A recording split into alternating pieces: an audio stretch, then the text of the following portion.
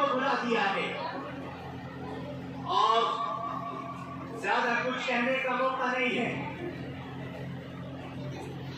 ہمارے علماء نے جس قدر اس ملک کے لیے پہلے قربانیاں دی ہیں، اگر انشاءاللہ ضرورت پڑی آئندہ اس ملک کے اندر فرقہ پرستوں کو ابھارا اور اس ملک کے اندر اس ملک کو دوبارہ غلام بنانے کی کوشش کی گئی تو انشاءاللہ آج بھی یہ علماء موجود ہیں اور آج بھی یہ مسلمان اس ملک کو آزاد کرانے کے لیے موجود ہیں۔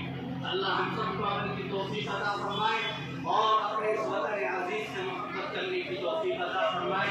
وآخر دعوانا الحمد للہ رب العالمین۔